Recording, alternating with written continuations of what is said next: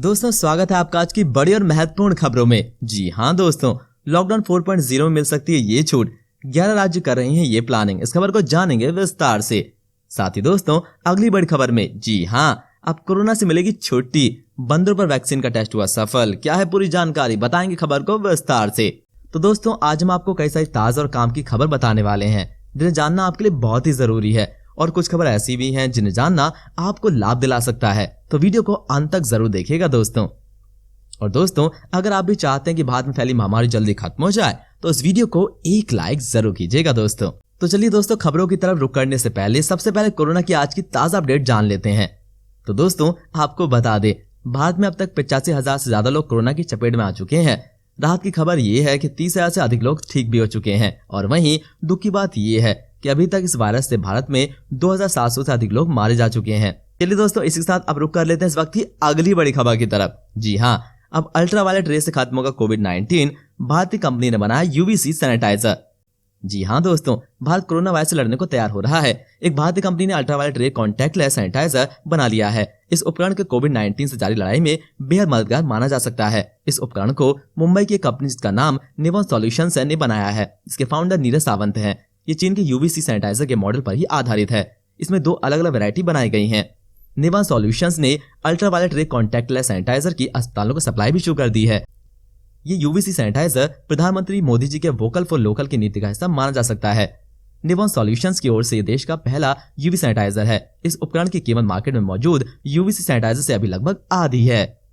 इसके साथ बढ़ते हैं अपनी अगली बड़ी खबर की तरफ। जी हाँ दोस्तों, लॉकडाउन 4.0 में मिल सकती है ये छूट। 11 राज्य कर रहे हैं ये प्लानिंग।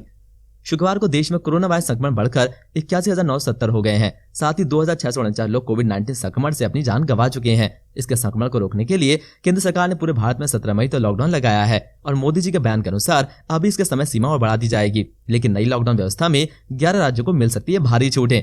उन राज्यों में शामिल हो सकते हैं ये सब नाम: हरियाणा, पंजाब, हिमाचल प्रदेश, ओडिशा, उत्तर प्रदेश के कुछ इलाकों में छूट मिल सकती है। बिहार, गुजरात में भी कुछ ही छूट रहेगी।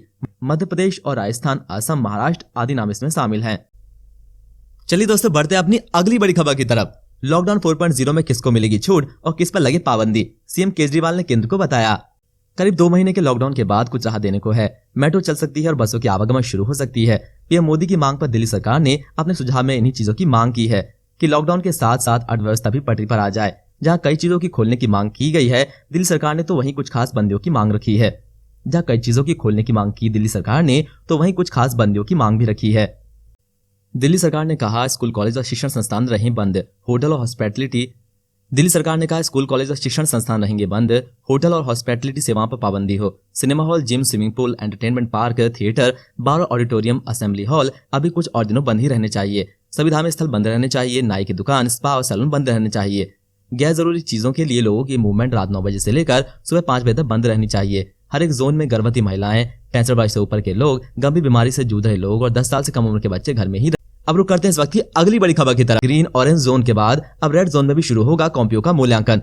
बदले जा सकेंगे हॉटस्पॉट के तहत आने वाले केंद्र। यूपी राज्य शिक्षा मंत्री और उप मुख्यमंत्री डॉक्टर दिनेश शर्मा के अनुसार यूपी बोर्ड 10वीं 12वीं का रिजल्ट जून के अंत तक जारी किया जाना तय है। और इसके चलते यूपी बोर्ड में कॉपी की जांच प्रक्रिया तेज कर दी गई है। ग्रीन जोन और ऑरेंज जोन में कॉपियों की जांच शुरू हो चुकी है और रेड जोन की कॉपियों की जांच भी शुरू होने की ग्रीन जोन और ऑरेंज जोन में कॉपियों की जांच शुरू हो चुकी है और रेड जोन की कॉपियों की जांच भी शुरू होने को है। हॉटस्पॉट के तहत आने वाले केंद्रों को बदला जा सकता है।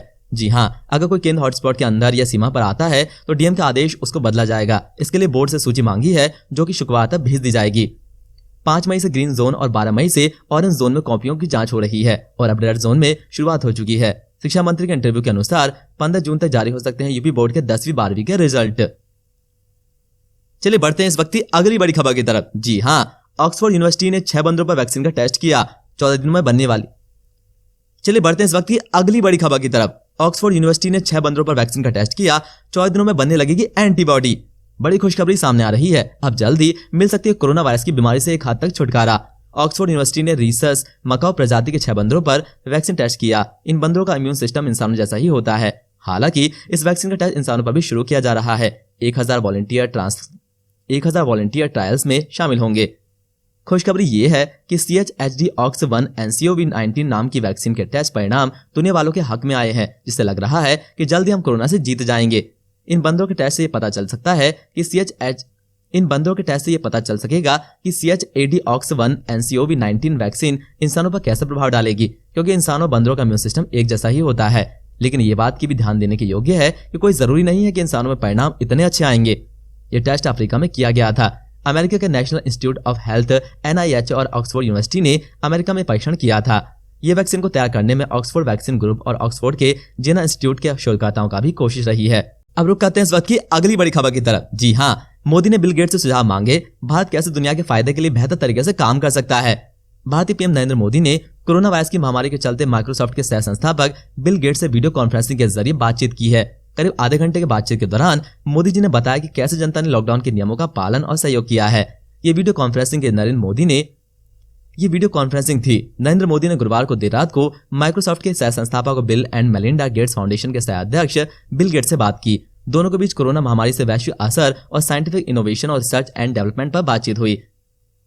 मोदी जी ने अपनी बातचीत के दौरान बिल गेट्स के फाउंडेशन के स्वास्थ्य संबंधी कामों की बहुत सराहना की, जो न केवल भारत में बल्कि दुनिया के कई अन्य हिस्सों में बिल गेट्स फाउंडेशन के द्वारा किए जा रहे हैं। आखिरी बातचीत के दौरान बिल गेट्स से दुनिया भारत की मांग को बढ़ाने का सुझाव भी मांग लिया है। बढ़ते हैं इस वक्त की अगली बड़ी खबर की तरफ। 45,93,000 संक्रमित भारत को वेंटिलेटर देगा अमेरिका। ट्रंप ने कहा, संकट के दौर में मोदी के साथ हैं, मिलकर कोरोना को हराएंगे। भारत की फिर से सहायता करेगा अमेरिका। जी हाँ, ट्रंप ने फिर वादा किया है कि भारत को वेंटिलेटर देगा अमेरिका। पूरी दुनिया में अब तक 45,93,285 लोग संक्रमित हो चुके हैं और जिसमें 17,38,166 ठीक भी हो चुके हैं, जबकि मौतों का आंकड़ा 3,06,376 हो गया है। राष्ट्रपति डोनाल्ड ट्रंप ने कहा कि हम भारत को वेंटिलेटर देंगे। महामारी के दौर में अमेरिका भारत के साथ पूरी तरह से खड़ा हुआ है। अमेरिका भारत साथ मिलकर कोरोना की वैक्सीन भी तैयार करने का काम कर रहे हैं। जी हाँ, इधर अमेरिका भारत का सहयोग कर रही है तो कई और देशों कोरोना वायरस के वैक्सीन पर रिसर्च जारी है। इटली और इजराइल ने तो कोरोना वायरस की वैक्सीन बनाने की सफलता के दावे भी कर दिए हैं। और WHO ने भी अपनी राय दुनिया के सामने रख दी है। WHO का कहना है कि कोई भी वैक्सीन या दवा दुनिया के लिए अभी तक कारगर साबित नहीं हुई है जब इसका फायदा सभी को बराबर मिल सके। WHO का कहना है कि कोई भी वैक्सीन या दवा दुनिया के लिए तभी कारगर साबित होगी जब इसका फायदा सभी को बराबर मिल सके। चलिए बढ़ते हैं इस वक्त की अगली बड़ी खबर की तरफ। सप्ताह में कारोबार के आखिरी दिन बाजार में रही गिरावट। सेंसेक्स 25 अंक और निफ्टी 5 पॉइंट नीचे बंद। जी हां, BSE 0.08% नीचे 31,097 अंकों पर बंद। वहीं निफ्टी 0.06% नीचे 9,136 अंकों पर रहा। शुक्रवार को जो कि कारोबार सप्ताह का आखिरी दिन था, बाजार काफी गिरावट के साथ बंद हुआ। सुबह निफ्टी 39.65 पॉइंट ऊपर खुला और वहीं सेंसेक्स 173.39 अंक ऊपर खुला था और शुरुआती मिनटों में ट्रेडिंग से बाजार में गिरावट शुरू हो गई। दिन भर की ट्रेडिंग के बाद सेंसेक्स 352 अंक से ज्यादा नीचे लुढ़क गया। हालांकि ट्रेडिंग के आखिरी घंटों में कुछ बढ़त भी देखने को मिली, लेकिन ये फिर भी देर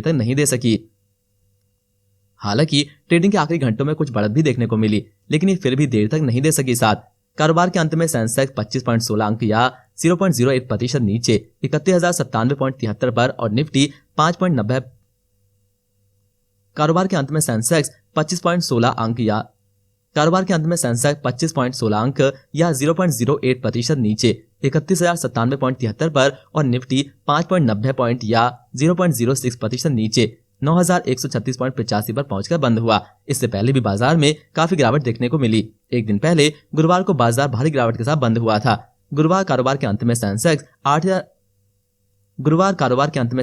885.72 अंक नीचे 31,122.89 पर और निफ्टी 240.80 नीचे 9,142.75 पर बंद हुआ था।